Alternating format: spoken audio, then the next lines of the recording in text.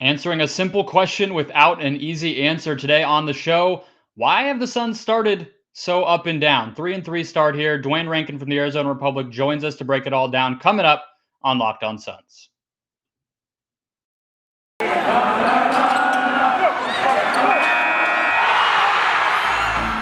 You are Locked On Suns, your daily Phoenix Suns podcast. Part of the Locked On Podcast Network, your team every day.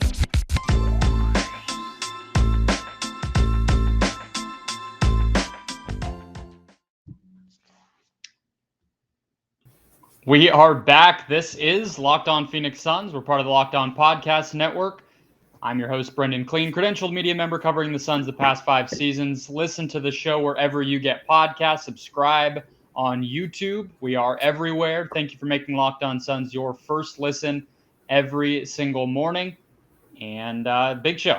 Well, I don't know. We'll see how big the show gets. But Duane Rankin is joining us of the Arizona Republic to talk about the Suns' start to the season. We are a pretty good sample in now, Duane, and thought it would be a good time to kind of check in and get your thoughts on why the Suns did not storm out of the gates like maybe Suns fans were hoping.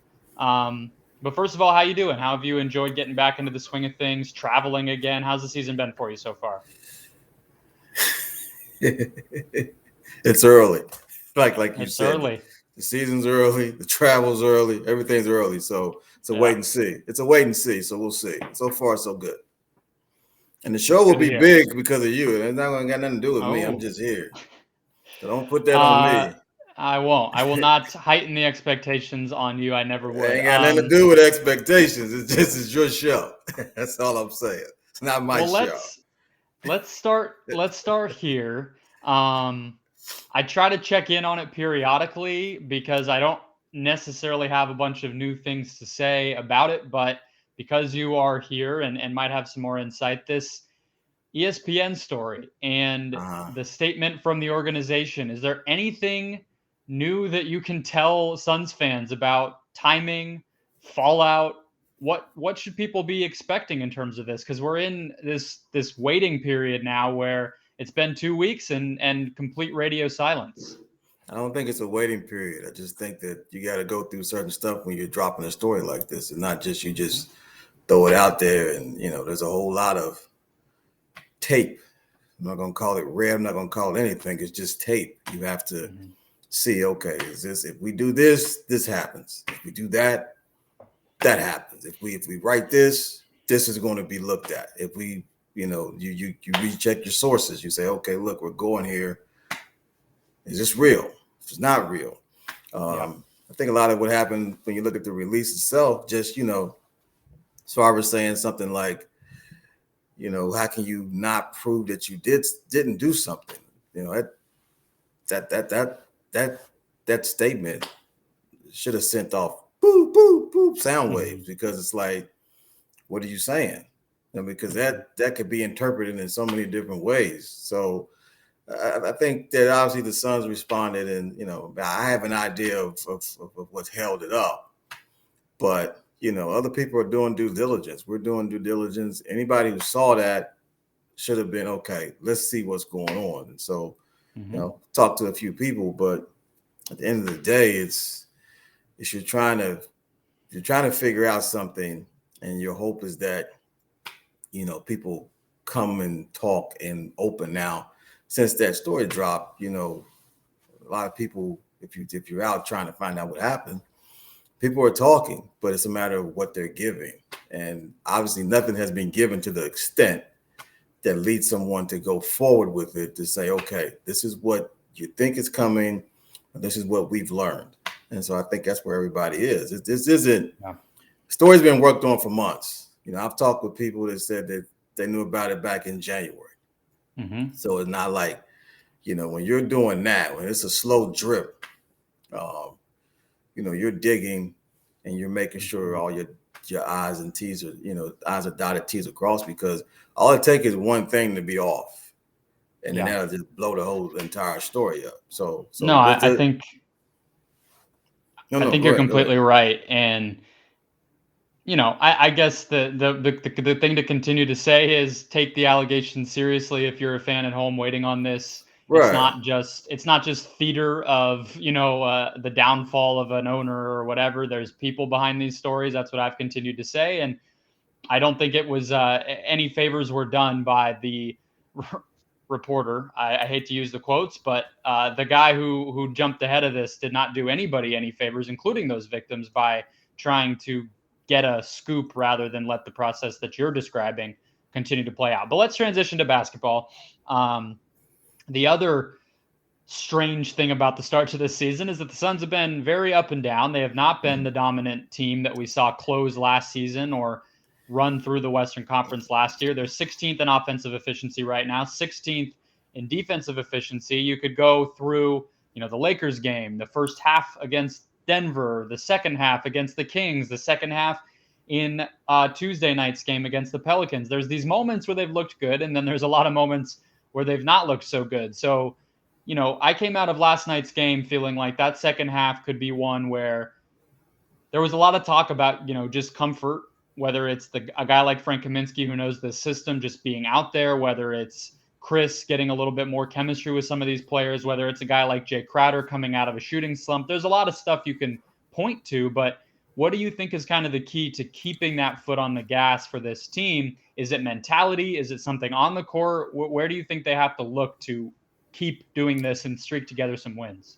You got to have the same players playing first. I mean, Aiden missed the last game. Cameron Payne hasn't played in 4 games.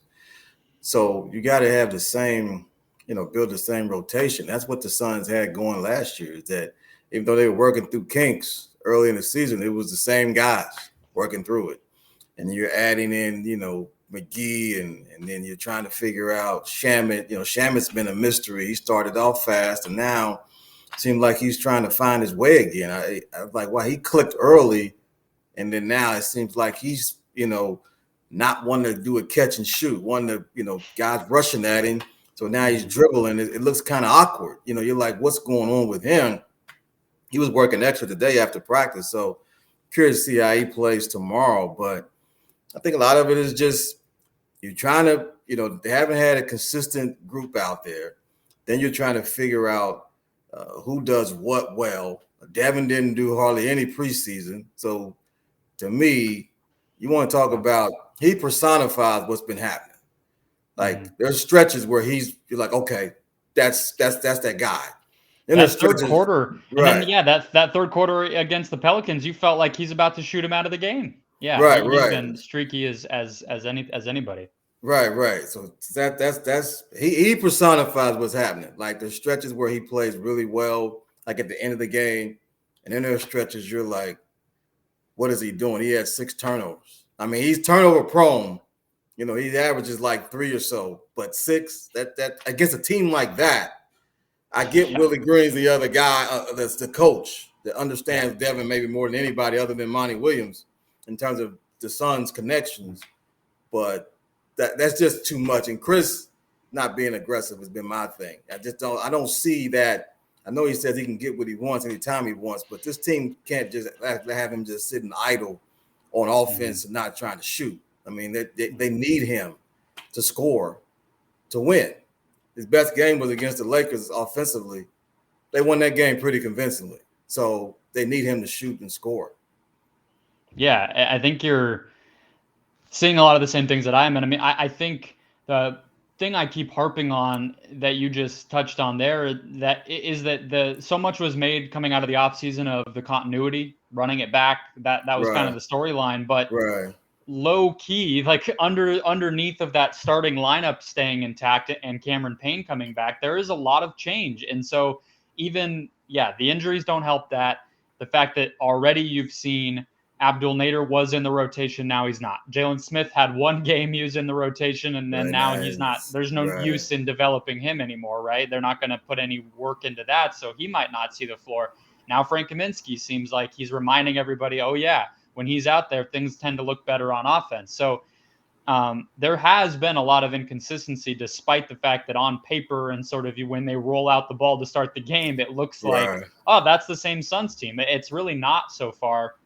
So I agree with you. And I think we'll talk about this later, but I think even campaign that him specifically with the things he can do in terms of, adding pace to this team, both in the half court and running on the fast break and energy. They don't have Torrey Craig anymore, and campaign's been hurt. That's just such a source of energy for them. So these moments where they look so dull, they could really use a player to do that for them. So, but I want to go back to what you said about Chris Paul, and it kind of contributes to this thing that's been maybe the most bizarre part of this, which is that they in a lot of ways are not playing like themselves. It's not even just that they're inconsistent or guys are not healthy or guys are, cold. It's that they're not playing the same way we're used to seeing them play. So I want to dig into that a little bit. First of all, let's take a quick break to hear from Rock Auto, the ever increasing numbers of makes and models of your car. I think some people have a hard time keeping track of what car they even have, let alone what part they might need to fix it. Things go wrong in a complete hurry on you, and you got to walk somewhere. You got to figure something out in a blast, and you don't even know what to do. So why spend 30, 50, even 100% more for the same parts at a chain store or, heaven forbid, a dealership when you could go to Rock Auto? Rock Auto is in the business of serving online auto parts customers. They've been doing it for longer than anybody, back before anyone was thinking about the internet as a place to get anything.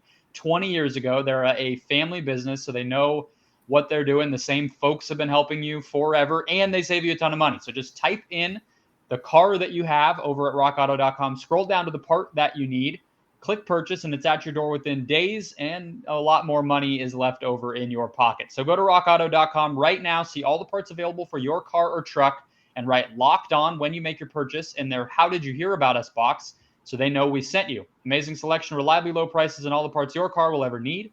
rockauto.com. Today's show is also brought to you by BetOnline.ag, who is back and better than ever for another basketball and football season to close out 2021. Check out their new updated desktop website or mobile app. Make an account today, and when you do, use the promo code LOCKEDON when you make your first deposit to get a 50% welcome bonus straight to your account. Again, that's promo code LOCKEDON when you make your first deposit to get a 50% welcome bonus to start off your betting for basketball, football, and baseball, to even your favorite Vegas casino games. If you're a little worried about betting against the odds, you can check out the games as well. BetOnline is the fastest and easiest way to bet on all of your favorite sports this fall and beyond. BetOnline, where the game starts. So a few numbers for you, Duane, to start things off here. The Suns are 27th in rim frequency, the proportion of their shots that are coming at the rim, 29th in three-point frequency in the NBA, which means they're just not generating the most efficient shots in basketball. They're still, though, on the other hand, third in assists, so that's pretty recognizable for them. But then on something that's a positive, but also just shows how different things have looked so far, is they're the top 10 in free throw attempts per 100 possessions, which is something they've really never done under Monty Williams at a consistent rate. So everything kind of looks out of whack on the offensive end. On defense, though, they've been, especially lately, they've held the past two opponents under 100 points. Things are looking a little better. They're keeping teams away from the rim. They're starting to clean up some of the transition defensive stuff that they struggled with early on. So it seems like this is an offense problem more so than anything else. You were talking about Chris Paul's aggressiveness. Why do you think, maybe aside from that it's been so slow as a scoring unit to start the season? Well, there was a time, Jay Crowder, he couldn't make a shot. Like literally, Jay's a very good player, but he could not make a shot. He couldn't make a shot. Devin was 3 for 15, I think, the first game. Just looking at the numbers, the way guys were shooting the ball, it was just bad. And especially from three, it was like 6 for 26. It was 4. It just bad numbers from three. And then they were saying they weren't generating enough threes. But then I'm thinking, well, you could be generating more and be missing more too. So, I get it though, because you figure the numbers add out. All right, if we shoot more, that's a chance for us to make. And they're more. open. Yeah. Right, they're open. So I get it. But I think a lot of it is, part of it's that. Part of it is, again, I think that Chris is one of the better shooters and he's not shooting a lot. And then third, I look at, utilizing the bigs more. I mean, McGee's shooting a high clip. Ayton is shooting a high clip. Kaminsky, which is weird you mentioned the free throws. Kaminsky took a team high 6 attempts, which is what you're talking about flipping the numbers. That's not what's supposed to be happening. He's not supposed to be taking the most free throws on the team. That's supposed to be either Devin or Chris. So, that just shows, okay, well, teams are making the adjustments a little bit, so that's leading Frank. It led to Frank having more situations where, go to the rim, which is not what he is known to do. So I think teams are, in a way, forcing them to do stuff a little out of character. But truth is, they're getting open shots. Cam Johnson talked about the ball doesn't swing, as it's swinging. They're not getting those swing threes. They're getting swing shot. So, then that plays in your head, and then you end up like Shamet. That's like, okay, shoot throughout, and so then that throws off stuff. And I don't want to put all of it on him, but then you also have Peyton, who is a guy that seems to be, when it's him in the pick and roll, it's just him in the pick and roll. It's not other guys. It's just him and that guy, the guy that's setting the screen. So, when Chris is doing it, they collapse. He spits it around. So I think it's just, how does the offense work with certain guys? They're still trying to figure out certain groups. But again, I heard Devin talking about the basketball, being different. Mikal Bridges doesn't seem to have a problem with the basketball. Yeah. So it's like, okay, Mikal is lighting it up. So I'm just wondering, and that's probably playing a role. I mean, if you're a shooter, like, Devin, in terms of his form, I'm sure that's a factor. But yeah, they're just not making shots.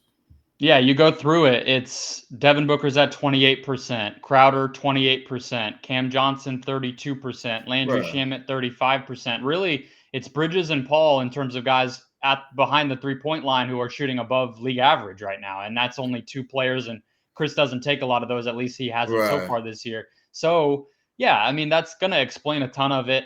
I've been harping on the pace, not just allowing fast break points. Some of those numbers can be somewhat misleading. You can let up a bunch of fast break points. If the other team can't score in the half court, you can still win the game by 30. But if you look this season, the Suns are actually so far this year better in terms of the amount of seconds they're using on the shot clock versus last year. So I think that wasn't the case early. I didn't check that exact stat early on in the season, but they've been a lot better generating their own pace. I think having the ball in Booker's hands can be useful there. I think when Payne gets back, that'll be a big push. I mean, that was even true in the postseason. They're playing against elite teams, and they still relied on Payne to do that. So I think his value in that capacity can't go understated. But I want to ask you about this part of it, because this is something Jay Crowder said after the Kings game that I don't think I've talked about on the podcast. I don't think it got kind of picked up a lot among fans and media and everything, but he was talking about getting out of the playoff offense mindset. Right, possessions. And yeah. Not looking at it as like, we got to dissect and strategize every time we cross the timeline and start to decompose every single little part of the thing and just play. And I think they've been better about that since that game. I think the Cavs game and the Pelicans game, when they were really trying to score well and not turning the ball over, things were looking like they should. But we really haven't seen like 120, 130 point night from this team yet. I wonder, do you think that that's part of why that they're just sort of overthinking and micro analyzing things a little too much? Just not, Payne's ability to push, get him out and get out and run. He ignites that, and then that gets Booker running, and then they throw it ahead, and then Mikal is running. Whereas Chris, he plays at a different pace. Like he was running last night, and Cam Johnson got a layup. When it was in transition, but he's not. Look, and we all know how great a player he is, but I saw the Chris Paul 10 years ago. That he was this. I mean, it was up and down, and he was feeding, and it was lob. I mean, he was doing everything up tempo, But it's now 17 years in the league, and it's like, no, I'm not running every time. And even last year when Willie Green was saying, you got to get the ball across half court in 4 seconds, 4 seconds, under 5 seconds. Okay, have you seen that? They're not doing that. No. It's just walk it up. So it's like they're not. The Payne is part of that, I think. Payne, he gets it out, and then he plays in the half court fast. And it's instinctive.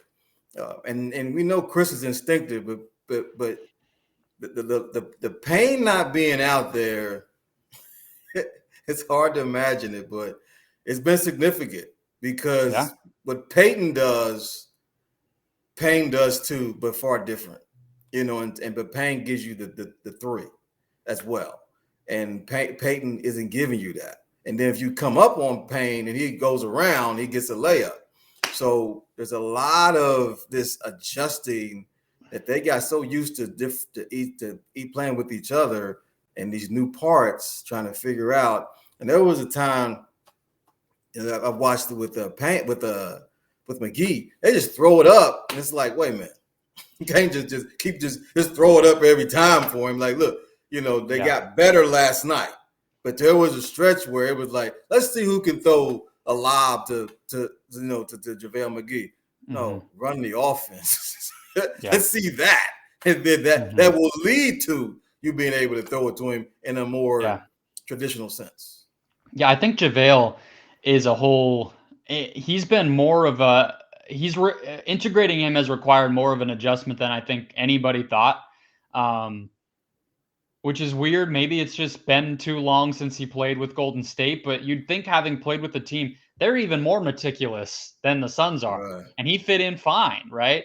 But I think, again, like we're talking about kind of that getting used to one another thing, I think both Chris and Monty both were saying that they're realizing how to put JaVale in position to succeed a little bit better, shorter stints on the floor, 4 to 5 minutes, right? Yeah, and Chris saying, kind of knowing where to get him the ball. I think he's a guy where he doesn't have to be right there at the basket. He actually can take a dribble, and he's so long.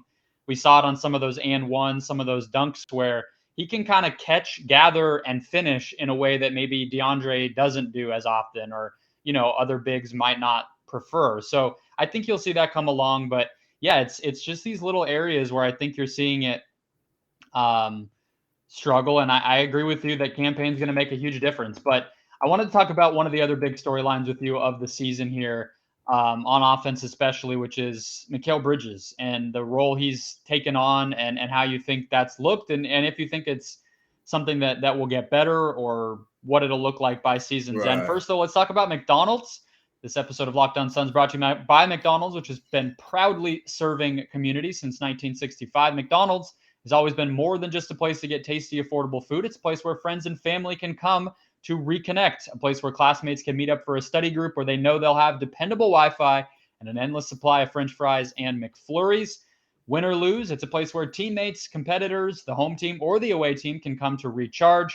And it's a place you always look forward to stopping at on a long road trip to rest your legs and refuel. I actually had a listener reach out about this ad read and tell me that it made them want to go get a McRib. Then I told them I have never had a McRib, so I went and got that done this week in honor of the McDonald's spots on the show, and I loved it. So maybe it's a place where every year, seasonal favorite, that McRib is going to be back. You probably should love it. Yeah. Who doesn't love a McRib? I don't. I can't stand it. Okay. Well, you're not supposed to say that when we're talking at McDonald's. What's your favorite thing to get at McDonald's? Then tell me that. I don't really have a favorite. I mean, the fries are breakfast. Cool. You're a hash brown guy. Fries are good. The fries are what keeps people in the building. It's not the McRib. I can tell you that. All right. No offense to the course. McRib. McDonald's knows that. They did it. They give it to people. Which is why it's seasonal. It's not like it's exactly. It's in periods of time. It's They not know an what they're everyday doing. menu. Okay, well, And there you look, in the go. summer in Arizona, it's those one. They're giving you guys an ad, so they definitely know what they're doing. Big ups to McDonald's for hooking Exactly. y'all up. Beautiful. I was Putting gonna money say in your too. pocket. Yeah. Any Arizona listeners know those $1 drinks hit the spot.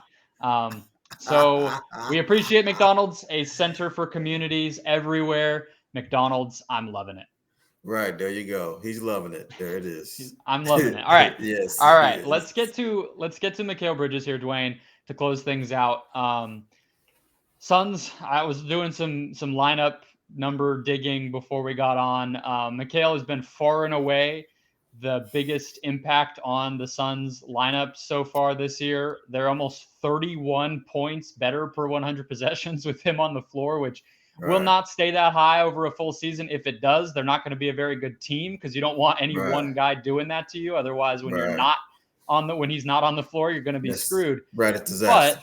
But it's good to see. And his usage rate is higher. He's still an elite transition scorer. He's still cutting, even though he's doing more with the ball in his hand. So what do you make of Mikal Bridges? And do you think it's something that actually can become a sustainable part of the Suns offense? When we look out in the second half of a playoff game in 7 months from now, are we going to be seeing Mikal Bridges continue to do this? Or do we not know yet? What do you think? Tell you what, Mikal Bridges, well, first of all, he had a tremendous defensive effort in the second half where he just was bouncing. Oh, man, he went here and he recovered and he got to the shooter. I mean, I was like, wow, like he's getting after it. Now, this was because, I saw him, noticed him, it was like 9-10 minutes left before the start of the third quarter. He was already out in the court. They were doing that halftime show, Gooms and Gomlas, whatever that was. And he was waiting, like, hurry this up so I can get to warming up for the second half. So I think he's taking more ownership of the team. You hear coaches say all the time, well, about a guy, oh, he's doing more, but then you really finally see it. Like it's like they're saying it, but it hadn't really, really happened. Like now it's really, really happened for him. And, being more certain of himself in terms of the shots that he's taking. Obviously the mid-range was something that was being developed last year. Now you're seeing it more with off the dribble a little bit more, but he's just finding ways to affect the game. And the cutting, we know he does. But it's putting all these things that he's shown together on a game-to-game basis, not just shooting threes, not just, because he would get caught up where, okay, I've been working on this mid-range. I'm going to shoot nothing. Like, wait, no. You still got to shoot threes. Yeah. Or I would just shoot threes. No. You got to do other stuff. And so he's putting all of that together and becoming that third option that they've talked about. Okay, they need a third option. He's becoming that. And offensively, it's looking like he really wants to take. Now, if I had to look at his numbers, I think he averaged, 13 last year, 13 or 14, something like that.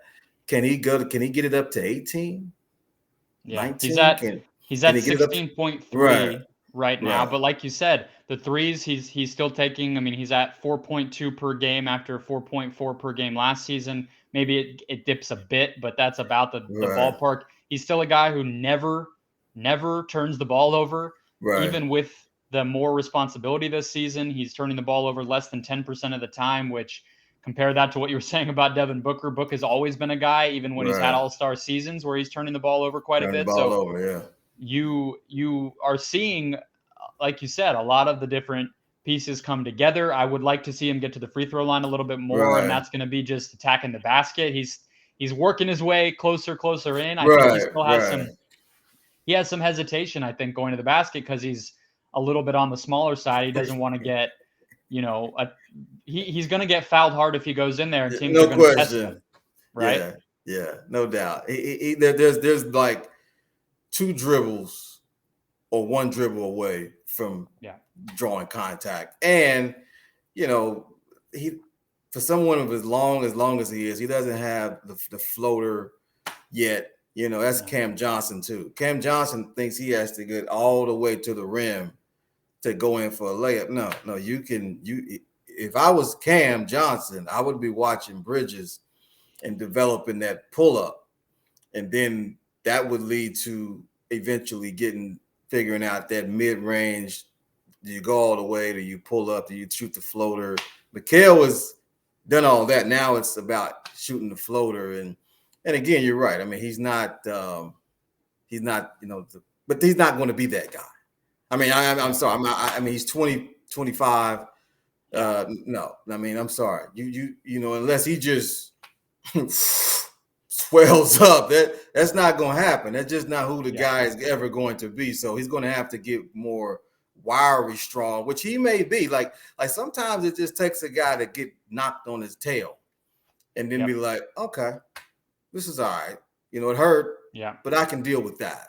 Sometimes it takes that, then to get rewarded, get to the free throw line. Then it starts, okay, well, if this is going to happen, I'm going to continue to do it. But again, they're not a team that draws fouls. I mean, they just don't. And it can blame the offense, you can blame mentality, you can blame whatever, but that's just not who they are. And you know, if Mikal can somehow add that to the game, then you're talking about 16, 2 to 4 free throws. You're at 18. You're at 18, 20. And then that's when, see, I look at Chris and I look at Chris Paul and I'm like, I think he would be happy. I mean, I don't know how happy he would be, but I'm just going to make an assumption. Sometimes you make an ass out of yourself when you do that, but I'm going to make an assumption anyway. I think that he would be happy being the third leading scorer and somebody else averaging 18 to 20 points. Yep. The backup Devin. Because then he could really be the 16 assists a game, 15 assists a game, 17. You know, that number. It's late career Nash, right? It's right. Nash season where you had Stoudemire at the absolute apex, and then you had Jason Richardson, who was capable to go get you 20 in a night if you needed him to.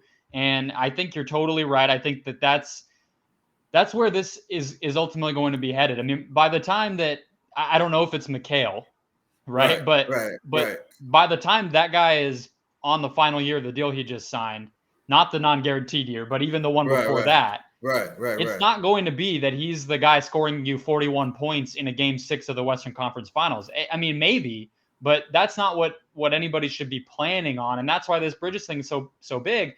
But I think your point is super important too, that the version of Mikal that we're seeing, even as he's developing as a scorer, he does it in the same ways that the other guys do it. So he's not diversifying that offense very much. He's getting to the mid range and he's taking threes. Well, that's exactly what Chris Paul and Devin Booker already do. So it's interesting. And it's Cam Johnson going to, you know, put some more pressure on the basket. Is Cam Payne still going to continue to get better? I mean, he's already in the middle of his prime age wise. It's just, you don't think about him that way. Landry Shamet's not that type of player. So, you know, it's a question that will be continued to be asked about this team is can they do a little bit more and make their offense a little bit harder to handle? I think Mikal just being a guy who can just handle the ball and score in his own way, that does it a little bit because you have to respect another player on the floor. But if you don't have to respect other areas of the floor, you know, it's still going to be a little bit of a challenge in the very big moments of everything in the postseason. So I think Bridges is probably the most I mean, anyone who's listened to this podcast knows, I think he's been the most interesting player on this team, but that is only continuing this season. And a lot of guys you mentioned, Duane, who are still waiting for a little bit of a moment to heat up. Johnson, Shamet, Crowder's getting there. We'll see what Ayton looks like when he gets back out there, but a lot to continue to watch. 3-3, a very, very, very winnable game coming up on Thursday night against the Houston Rockets, a young team that they should be able to blow out. We saw the Lakers have a little bit of trouble, but the Suns should be able to handle those guys. So we'll see what happens tonight. You can catch Duane at the Arizona Republic at AZ Central Sports, and he is at Duane Rankin on Twitter. We'll be back tomorrow, tonight, I guess, when most of you are listening to this, to recap the Rockets game and close out the week that way. Enjoy the game, and I'll talk to you then.